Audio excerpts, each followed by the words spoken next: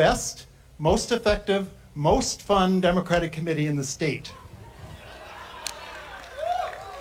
I said it myself just yesterday. So for those of you out there who are Dover Dems, it's time for you to get engaged locally and join us. And it's really easy to do. DoverNHDemocrats.org.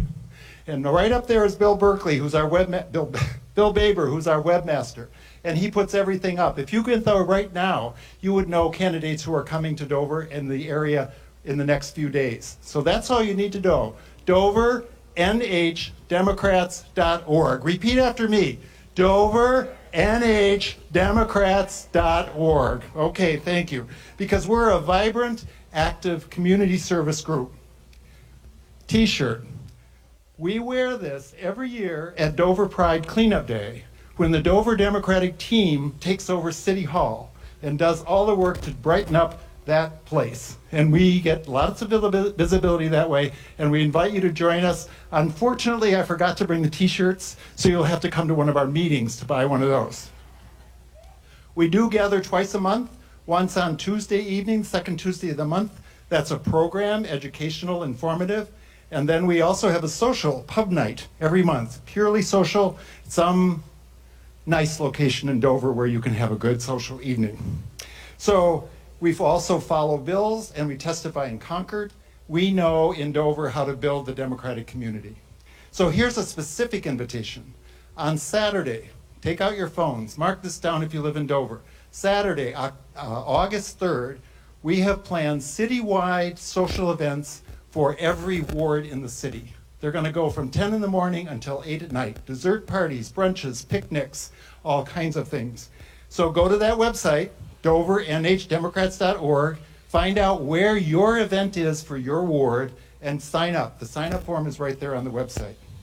So earlier this week, we had a postcard invitation writing party where we filled out 1,900 invitation postcards to you Dover Democrats who haven't given us either your email or your phone. So you'll receive a snail mail invite for your ward. If you have given us a phone, you'll get a text invite if it's a cell. If you have your email, you get an email invite. If you don't get any of those, go to the website. At that work party, and this is what makes me enthusiastic about all these campaigns, but particularly the campaign for Mayor Pete right now. One of his representatives, the New Hampshire State Director for Young People, Michael Blake, came to our event. He labeled postcards, he addressed postcards, and more importantly, he bought a t-shirt. So that's, for me, that is emblematic of the Buttigieg campaign, working not only to make the case for the mayor, but to support our local town committees and our down ballot candidates. That's how we strengthen the party.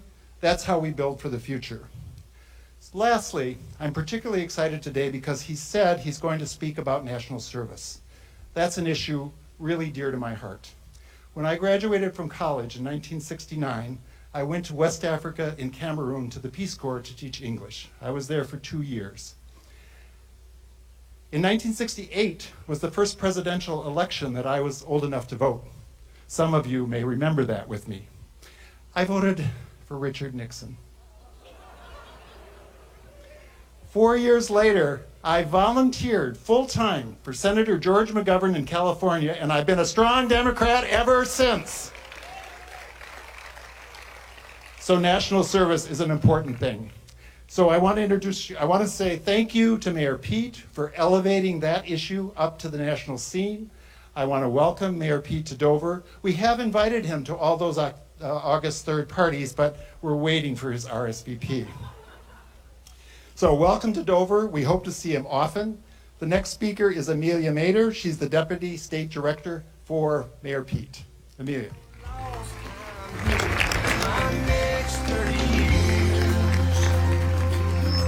Hello, good morning, Dover.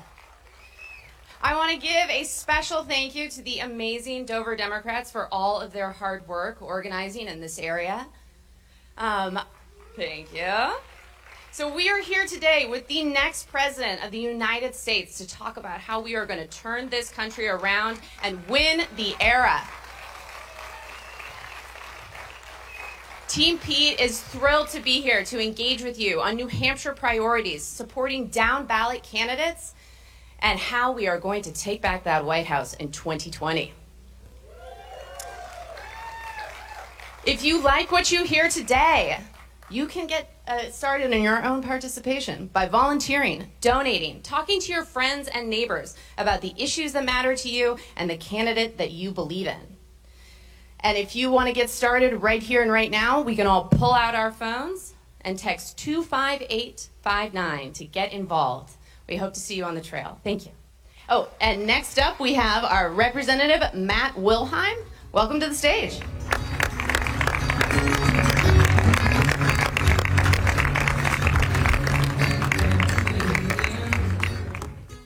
Hey, good morning, Dover. How you feeling?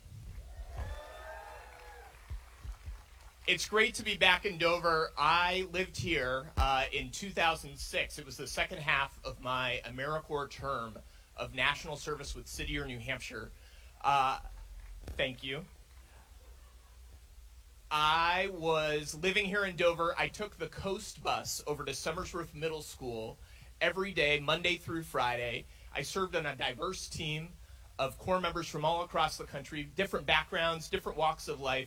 We were all united by this common mission of keeping kids in school and on track to graduate. It was a totally transformative experience for me. I grew up in Nashua, to be a part of a different community here in the state, serving alongside people from St. Louis, Missouri, people from rural parts of the state, people who I thought maybe I didn't share anything in common. But that was a really transformative experience for me, just to understand more about myself and how I fit into the community, our nation, and the world. To say the service here changed my life would be an understatement. It connected me more deeply to my community. It was through my AmeriCorps service that I met my wife, Jody, also an alum.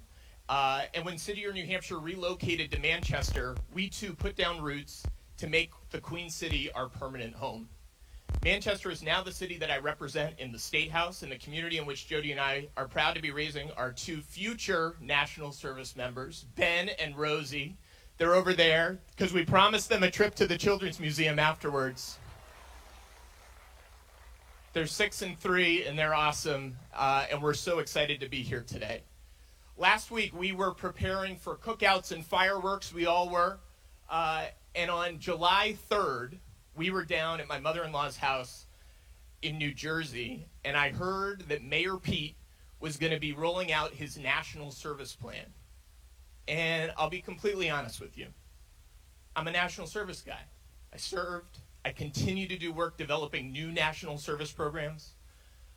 And in the State House, it's one of my main policy priorities. So I was a little bit skeptical. I said, what does Mayor Pete have? How complex is this plan going to be? And so I was sitting in the living room of my mother-in-law's house, trying desperately to live stream this rollout from Sioux City, Iowa. And I'm listening. And I hear some details, and I say, okay, I think he might be on the right track here. I keep listening. I switch my web browser. I look over and read actually the policy plan, the details. And I read, and I reread. And let me tell you, I was completely blown away.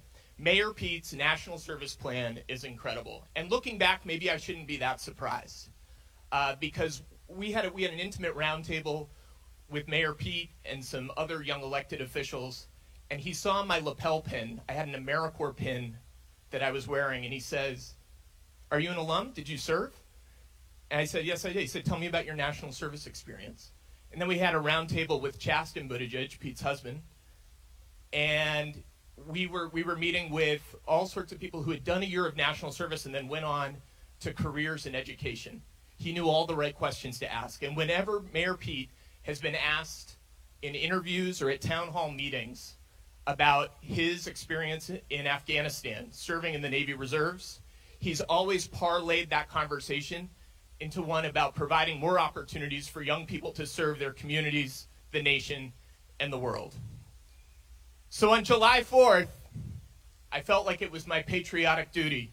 I reached out to the campaign and I said, I think I'm ready to endorse Mayor Pete for the next president of the United States.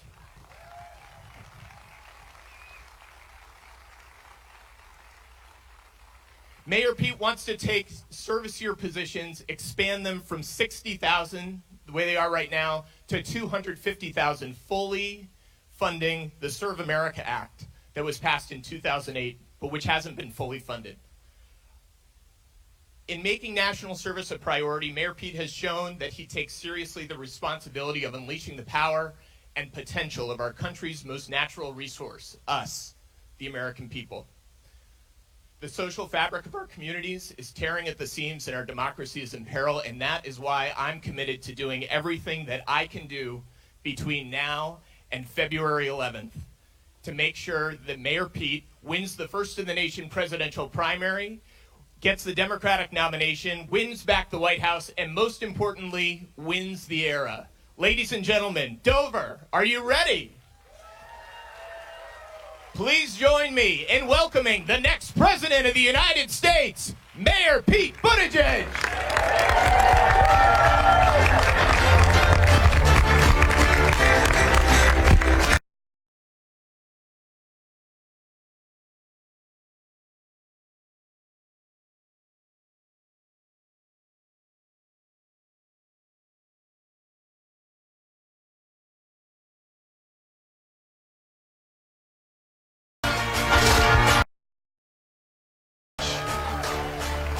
Thank you, Matt, for your service to community and country and for your support of this campaign. It's great to be with somebody who gets the value of national service. And thanks to all of you for taking the time to join this conversation at a time that could not be more crucial for our country. I get that running for president as a 30-something mayor is not a conventional political or professional move. The reason I'm doing this is because of the moment that we're living in. I am convinced that even now, even as we read the headlines and look around us, we may be underreacting to the seriousness of the moment that we live in. That right now the pace of change in our economy and our politics is accelerating, and if we don't get on top of it, then we're not on top of the conditions that made the president we're living with right now even possible.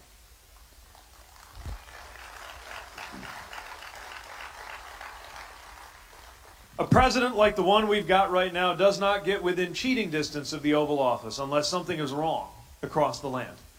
And we got to speak to that if we want to win. Now, in order to do that, I'm convinced that we need to ground our politics in our deepest values. And I'm out to break the spell that has had some Americans believing that the word values is a word that should only be associated with one political party. Because these are not conservative values, these are American values, and when you take them seriously, they have progressive implications.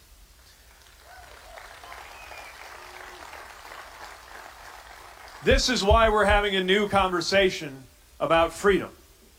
And we're talking about all the things besides government that can make you unfree if we don't have the right kind of leaders and the right kind of policies. We're talking about how health care is part of freedom. Because you're not free if you're afraid to go start a small business and live the American dream, because leaving your old job would mean losing your health care. And speaking of health, this is not a free country if women are denied basic reproductive freedoms by male politicians.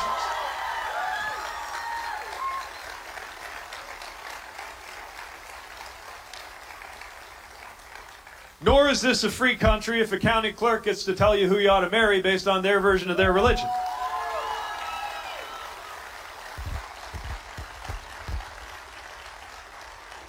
Freedom isn't just about freedom from, it's about freedom to live a life of your choosing. And that means building up the kind of life that all of us will be able to prosper in. It's why organized labor is such an important part of securing the economic freedom of people in this country.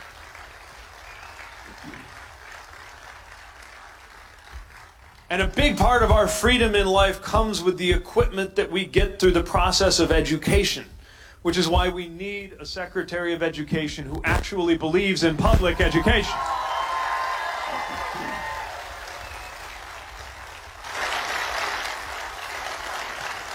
This is what it means to take freedom seriously in the 21st century.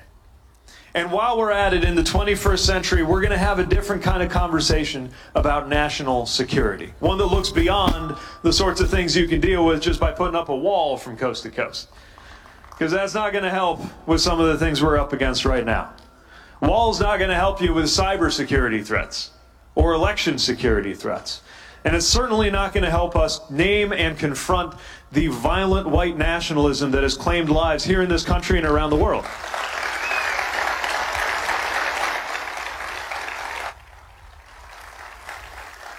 Security in our time requires a president who can make a decision and stick to it and do it for the right reasons, who knows what's at stake when we send troops abroad. Having been one of those troops, knowing what it is like to write a letter to my family and put it where they can find it and write "just in case" on the outside of the envelope because of a decision made in the Oval Office. I will never, ever use American troops as props or enlist them to decorate my presidency. They are there for a reason and they ought to be respected.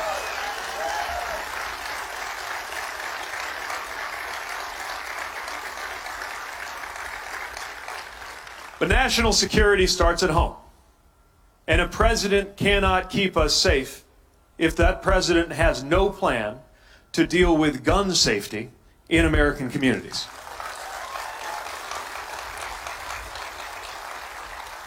That's why we need now the question really is, if Americans agree, gun owners agree, even Republicans agree that we ought to have things like universal background checks and red flag laws that disarm domestic abusers, why isn't it getting done? And that brings me to democracy. We want to believe we live in a democratic republic, but it's getting less democratic by the day. And we have got to act to reverse that. This is not a democracy if politicians can draw districts such that they're choosing their voters instead of voters choosing them.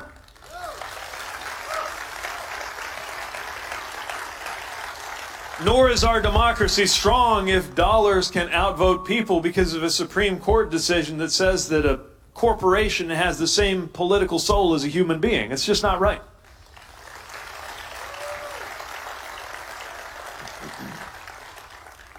And by the way, in a democracy, everybody ought to be properly represented, which is why our fellow U.S. citizens in Puerto Rico and in the District of Columbia deserve political representation. And everywhere around the country, we got to stand up for them. And I would even go so far as to argue, at risk of sounding simplistic, that in a democracy it would suit us well to choose our nation's leader by just counting up all the votes and giving it to the person who got the most.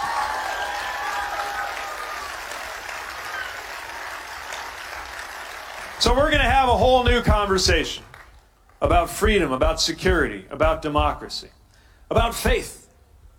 We tread carefully when it comes to talking about faith because it is so important that we represent people of any religion and people of no religion equally. That's one of the founding principles of this country.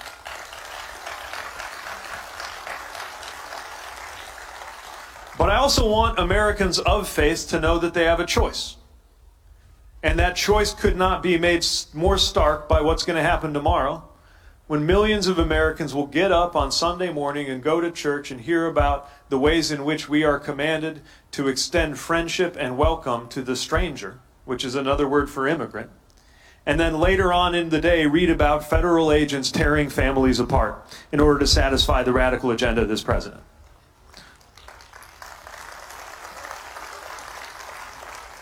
Every moral tradition we have, religious and secular, tells us that we have a responsibility to look after the most vulnerable, the marginalized, those who are ground down by systems of power around them.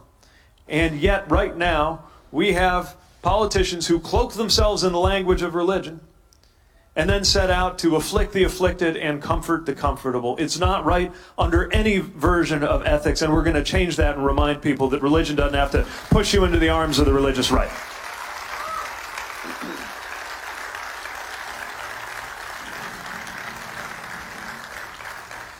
Now, I'm proud of all the plans we've put forward, and you'll see more from us soon on how we deliver the kind of country I'm talking about building. From the National Service Plan that Matt laid out so well, that is about making sure not only that we do the work, because there's so much work that needs to be done, but also that we come together in doing it. I bet a lot of people here would roger up for an intergenerational corps that would help us serve seniors and help people age well in this country.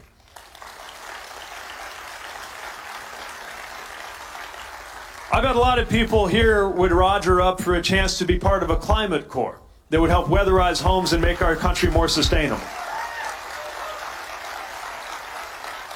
I bet a lot of people here would sign up for a community health corps that would help people dealing with addiction and mental health challenges and help them prosper and succeed in our time. But in doing that, not only would such good work get done, but we get to know each other better. When I was in the military, I learned to trust my life to people who were radically different from me, racially, economically, regionally, politically, for sure. But we trusted each other with our lives. And you shouldn't have to go to war to have that experience of learning to trust your fellow Americans. That's what civilian national service can do. So we're going to fund the Serve America Act. We're going to endow grants for local communities to come up with their own service plans. And all of that is not just about immediately, in year one, getting to 250,000 service opportunities, but by the time we celebrate our 250th in 2026, being able to say that we have 1 million service opportunities in this country so that it becomes the norm, not the exception.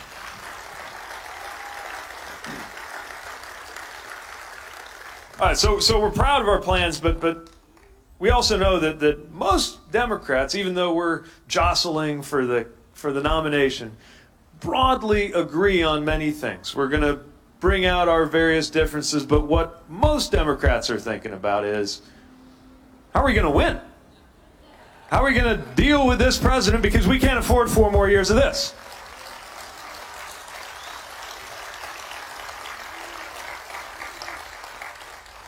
I'm here to make the case that in order to win, we've got to put forward something different than what we've done before. And it's not that there's anything wrong with our values. I think we should be vigorously defending our values. It's why it's the whole foundation of my campaign. But it's that we've got to navigate a trap. And the trap is that this president does things you can't ignore. And at the same time, we can't let this whole conversation be about the president. Because when it's about your life, when it's about the everyday, that's when we win. It turns out that most Americans agree with us on the everyday. They agree with us on raising the minimum wage. They agree with us on universal health care. They even agree with us on immigration and gun safety, which is exactly why the White House needs us talking about something else. Why do you think the president took basically the president of the United States invited the comment section off YouTube to join him in the Rose Garden and then let everybody watch the show, right? Why would you do that? Well, the show is mesmerizing. Like all grotesque things, the show is hard to look away from. But we got to walk and chew gum at the same time. When he lies, we got to name the lie and tell the truth. When he does something wrong, we got to confront it, and then we got to move right back to our center of gravity, which is how we make your life better off, because the less we're talking about him, the more we're talking about you.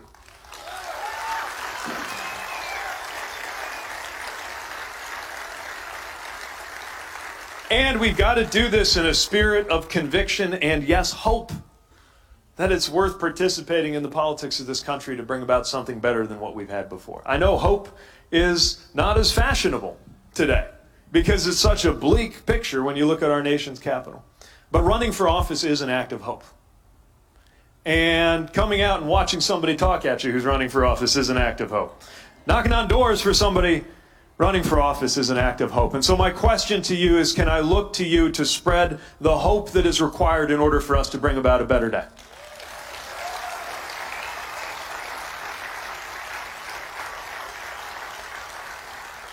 We have a chance to model a completely different kind of politics. Even in the campaign, the way our campaign is conducted before the first vote is cast, we are going to show what it means to have the sort of politics that can deliver racial inequality in our time, which is what the Douglas Plan is about, that can deliver climate solutions in our time before it is too late, that can deliver a rising tide that actually does lift all boats. But to do that, we got to come together. We got to stand up for each other. I see the sign up here, 3 generations for Pete. It's fantastic because we're building a generational alliance.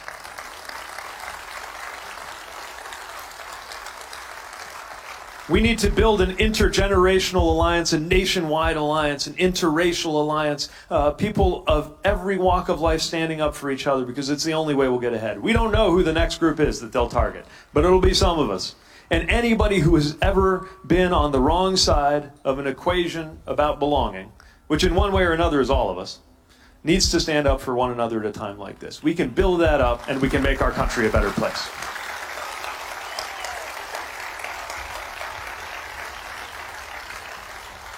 So, I know there are a lot of great questions from folks here. I think we have some of them gathered up. Please welcome back to the stage Representative Wilhelm, who's going to walk us through some of the questions. Thank you.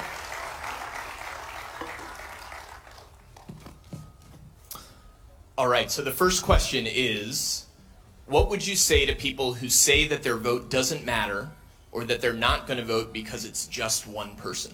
Right. Was our questioner here? Just so I can see. All right, thanks for your question. So this is the trick, right? We got to acknowledge all the flaws in our democracy at a time like this. And yet we've got to make sure that no one gives up on the democratic project, because this is the best means we have to empower Americans to bring about a different result. And yeah, people say it's just one vote. It's just one voice. But that voice matters so much. And I'll tell you a story from somebody I met in Houston. Selena is her name. She's a college student. Amazing, impressive young woman. She's a dreamer. And she participates in all kinds of voter turnout and mobilization things, even though she can't vote. And she explained with tears in her eyes how she pleads with fellow young people, saying, I don't have a voice on decisions that are going to affect me, but you do. And I need you to be there. I need you to rise up and do this. I think sometimes about the people that I saw in Afghanistan. I was there for an election day. And over there, they make you dip your finger in purple ink so that you can't vote twice, because not everybody's literate there. That's the system. That means everybody can tell if you voted, right? We have the little stickers sometimes. They got the purple fingers. But they did it knowing that there were elements in Afghanistan who threatened that if they saw anybody with that purple finger, if they saw anybody who voted, they would threaten their lives. You could get killed for having voted because they were trying to stop the democratic process cold. And they still did it. And if they can do it, and if somebody is willing to reveal that she is not a citizen just to tell other people how much is on the line, surely we can get up and take the trouble to go to the polls and make our voice heard. It only works if all of us do it. And so I'd urge you to say that to anybody who's wondering if their voice matters.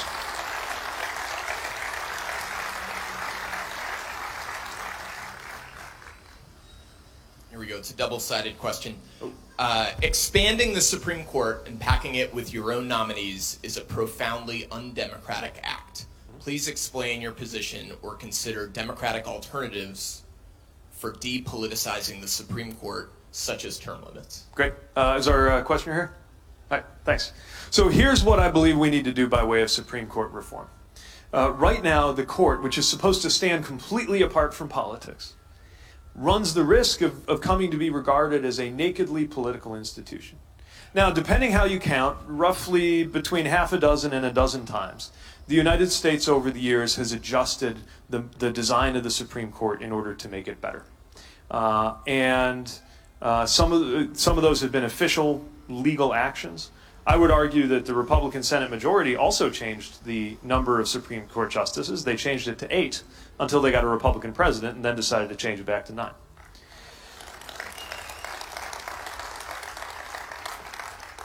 As president, I will immediately put together a commission that will propose solutions to make the Supreme Court less political. One that you mentioned that's appealing but problematic is the idea of term limits. The appeal of it is you have less of this strategy of putting somebody on the court who can be there for 40 or 50 years enforcing a certain ideology.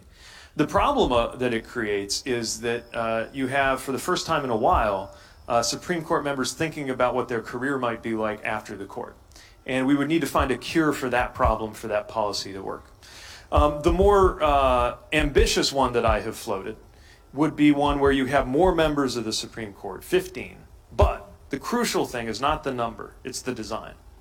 You have a third of them, 5 of them, appointed not by a partisan political process, but by a unanimous agreement by the other 10.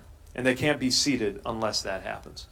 It's a little complicated. It's being published in the Yale Law Journal shortly. Not by me, I'm not a constitutional scholar. But it's attracted my attention because some constitutional scholars think that this could be done without a constitutional amendment and that it would help cure some of these issues. Another way that's been done to suggest, or suggested to do it, would be you have a rotation. You bring people off the appellate bench and then you send them back. And it kind of melds the virtues of those two approaches. I'm less concerned with going around saying I have it all figured out and we're going to do it than with opening Americans' imaginations to the fact that we can change this. We got so used to, when I became mayor, we banned the phrase "we've always done it this way" from the county city building. Because I think we've accepted things that are unacceptable. It is unacceptable that DC is not a state and that they live without members of the Senate. It's just not right. And so, you know, in a country that has evolved over and over again, whose most elegant qualities that we develop our institutions, we have from day one. We're absolutely capable of taking on these challenges. For some reason, constitutional reforms kind of stopped in the 70s. I think now would be a great season for deep reform in the structure of our democracy. Thank you.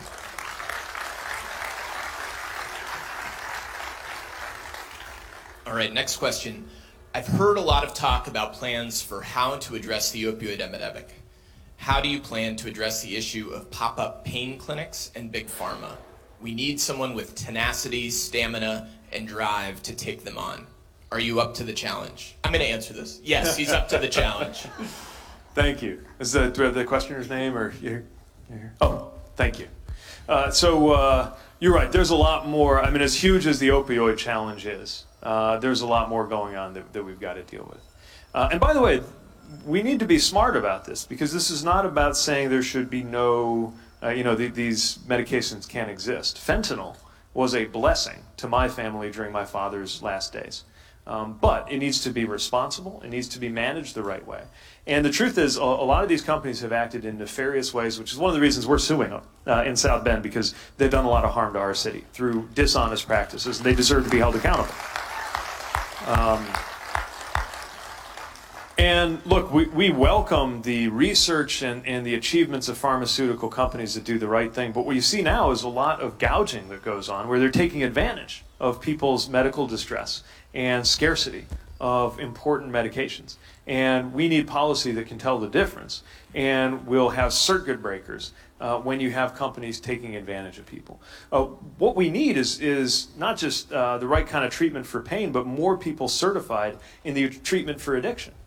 We've finally begun to figure out as a country that we can't criminalize addiction and expect it to get better. It's why we need medically assisted therapy. It's why we need more doctors qualified and certified to be able to prescribe things like Suboxone in order to help people deal with addiction. But as we go on this journey as a country, we've also got to have an equity lens, because there's a lot of people, certainly where I'm from, who are very justified in raising the question, okay, Mayor, you seem very enlightened now about drug policy when it comes to opioids, but where were you during the crack epidemic that created these huge racial sentencing disparities in our country? And so when we do drug policy reform, it's also got to be retroactive, and it's got to be done with an equity lens that recognizes the racial inequality that's been a huge part of how we've dealt with drugs throughout.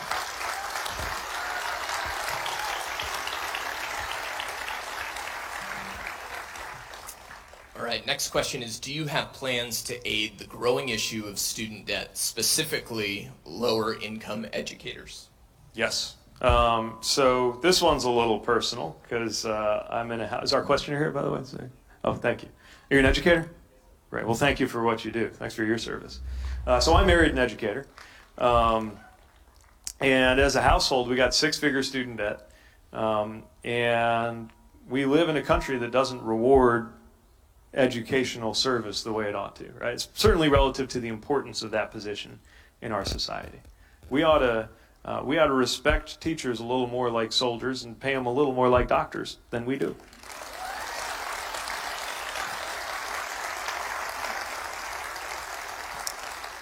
It's one of the reasons why we need to expand the public service loan forgiveness program and teacher loan forgiveness program. They're on the book, but they're way too hard to access. Very few people are taking advantage of them. I think we can change the way they're set up so that there's more of a benefit to doing it for different lengths of time and make it a lot easier to deal with. So that's one.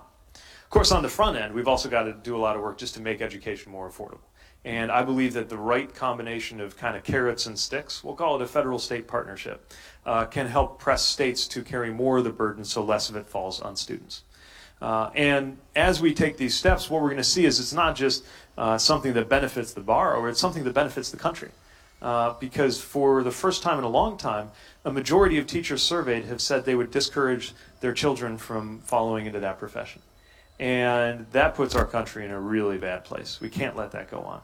And so we've got to act in terms of how the profession is treated, as well as in terms of what it takes to get qualified for that profession and making sure that's affordable. Thanks.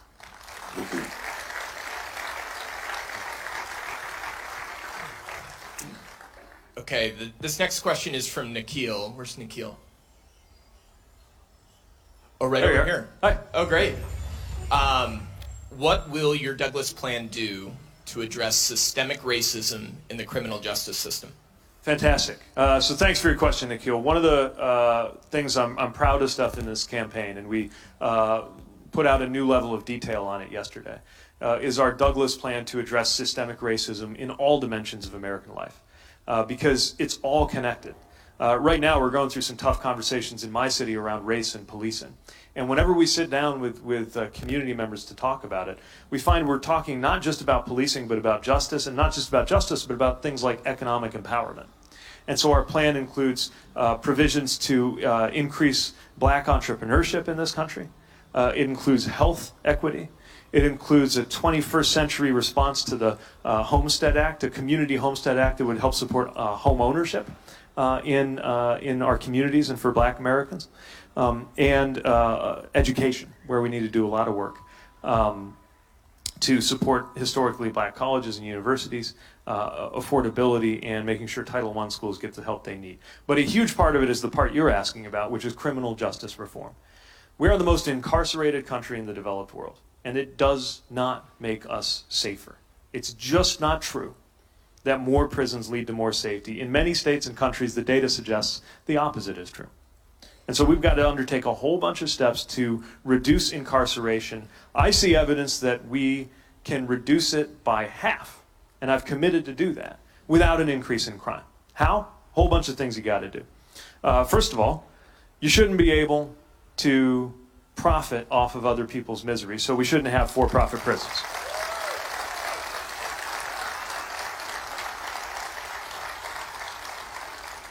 Secondly, you look at incarceration in the federal system and across the states, and you see a lot of it is driven by nonviolent drug offenses. Now we can look at all the statistics, and what they'll tell us is there are a lot of cases where the incarceration does more damage to our country than the original offense. In South Bend, we got a generation of kids growing up dealing with the incarceration of a parent, which is right up there on the list of traumatic childhood experiences that could make a child more likely to wind up having problems later in life. So it hurts the whole society. We've got to find ways to avoid that, and I believe that drug possession should not be something that leads to incarceration in this country.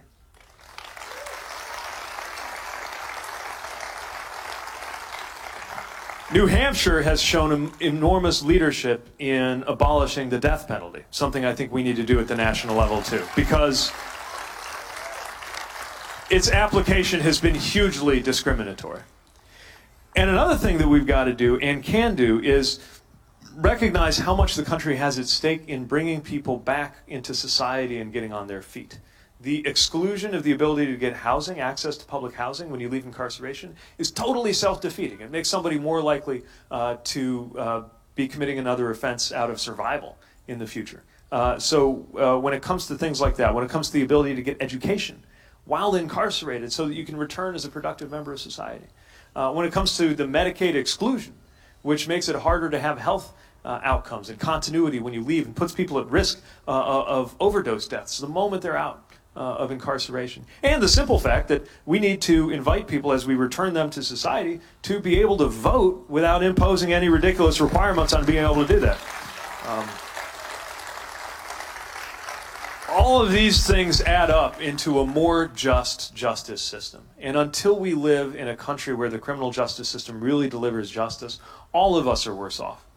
People of color, of course, bear the brunt of systemic racism in this country. But the truth is everybody in this country is worse off because of the harms it creates. And this, frankly, is a conversation that white Americans need to be having, too. This can't be a specialty topic for black audiences only. All of us need to be talking about this, and all of us need to support these kinds of reforms. Thank you.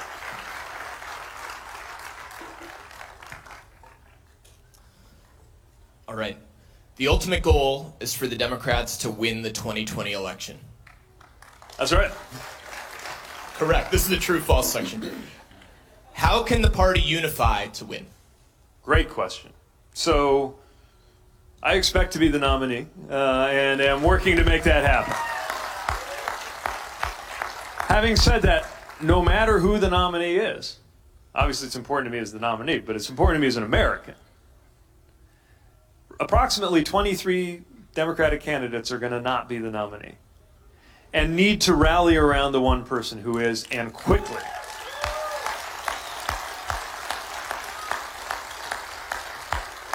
Because we know what will happen if we don't. And not only do we have all of the harms that have always been there through division, but we actually have countries, intelligence agencies, expertly manipulating those divisions, and you better believe they'll do it again. Which means we have got to be rock solid in our commitment to bringing about a different presidency. But I'm pretty sure I'm preaching to the choir on this one. So we got to tell our friends. All of us, you'd be surprised how well we get along, actually, as candidates. And the important thing is to make sure that when you're out on social media, when our supporters and sympathizers are out there, that we have that same spirit of remembering, look, we're going to have some contrasts, some sharp ones. That's okay. This is a competition. But I don't view the others as opponents. I view them as competitors, because we're competing for the chance to take it to our real opponent, the occupant of the White House, who must be replaced at all costs.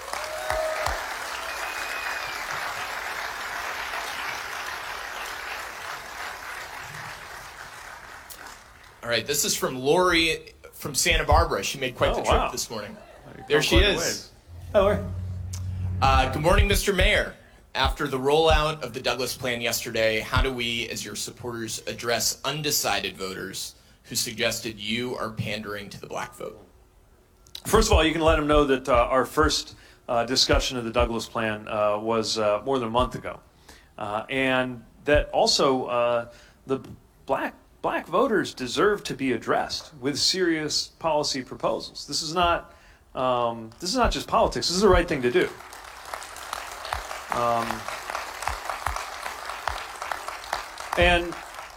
And black voters that I talk to are pretty tired of, first of all, being taken for granted, being lied to by people in both parties, and also of the idea that sometimes the vote is talked about like it's one guy, right? There are there's a lot of diversity of opinion among the black voters I am meeting and the residents of my own community, who will agree with this part or disagree with that part of a plan or a proposal or a candidacy. But again, in addition to this being my effort to provide the most comprehensive answer of any candidate to the question of how we deal with systemic racism, this is also something that goes to the very heart of what it is to live in our country. And it involves correcting an illusion that's going to be hard to correct. The illusion is that if we just take racist policies and we replace them with neutral policies, everything will get better. And it turns out, we now know from what we've seen in recent years that it's not that simple, because of the way that harms compound. In the same way that you save $1, it compounds. And over time, it becomes $2 and then $10 and then $100. Same thing's true of $1 stolen. And it's why we have to have a conversation about what it means to be a just country and how all of us will be elevated when it is impossible to predict somebody's life expectancy or income or educational outcomes or interactions with law enforcement based on their race. We will all be safer. We all need this.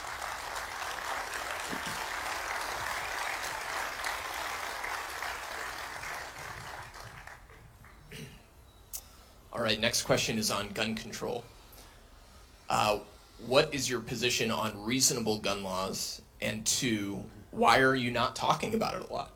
Oh, I'm talking about it a ton. Because we cannot allow the Second Amendment to become a death sentence for thousands of Americans. And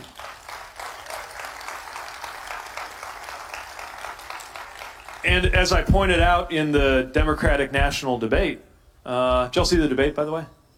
Okay. As I pointed out then, if more guns were all it took to make us safe, we'd be the safest country in the world. Look, common sense gun safety doesn't, we got to get out, as a party, we've got to get out of a defensive crouch on this. Because this is actually one of the issues where we have the most support among the American people. 90% think we ought to have universal background checks. 90%, including most Republicans and most gun owners. The fact that we can't get it done is a problem of democracy that is very visible in the daylight between the American Congress and the American people. So we know we need universal background checks. We know that we need red flag laws that disarm domestic abusers. And this is a common sense position. And yes, there are weapons like some of the things I trained on in the military, weapons of war, that have no place in American streets and neighborhoods in peacetime, least of all anywhere near a school. Now I've taken some heat over the years as an Indiana mayor when I embraced some of these policies. This was not just something I came to in the presidential election. I've been talking about this for a while. And I took some heat, usually along two dimensions. One was people who say, well, it wouldn't have prevented this shooting or it wouldn't have prevented that tragedy. And maybe that's right. But it would save thousands and thousands of lives. You don't have to believe it would fix every problem to know that it will fix many problems. And how can we not save thousands of lives if we have the chance? The second thing I hear is that you can't do any of this because the Second Amendment. Second Amendment says shall not be infringed. Therefore, of course, it also says well regulated, but they skip over that part. It shall not be infringed. Therefore, any regulation is unconstitutional. And it's just not true.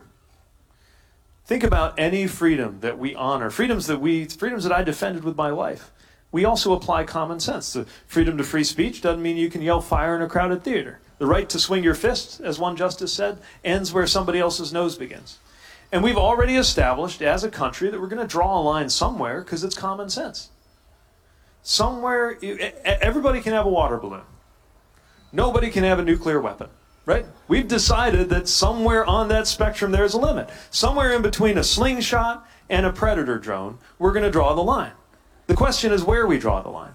And that's something that I think my military experience speaks to, because we got to draw the line tighter than we are today, and most Americans agree that that's the right thing to do.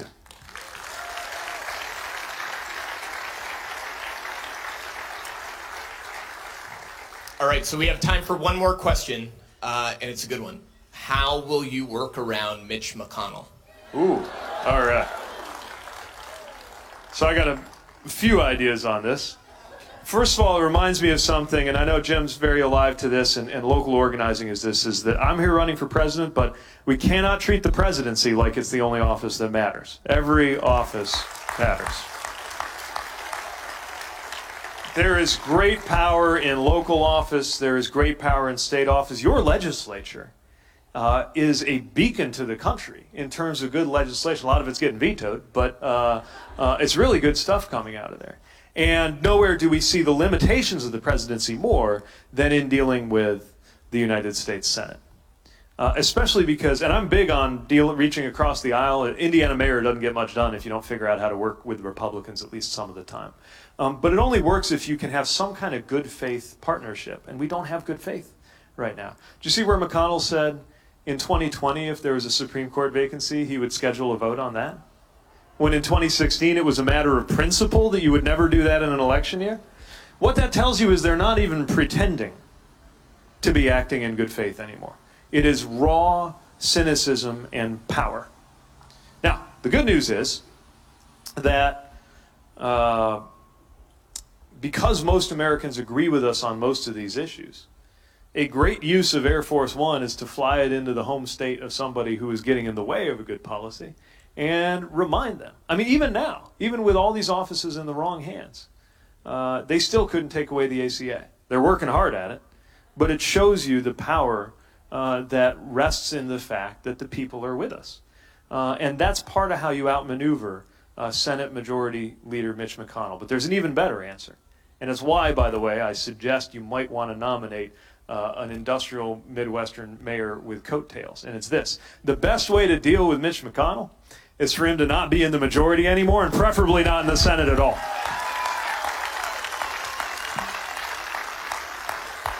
All right, I guess our time is up, so I hope that you are excited about being part of this. I hope you'll get to know our New Hampshire team. We're growing by the day. We're hiring by the minute. We need your help. Please tell a friend, tell a neighbor, bring them out to vote, and I will see you on the trail. Thanks so much for joining us. We'll be with you every step of the way. Thank you.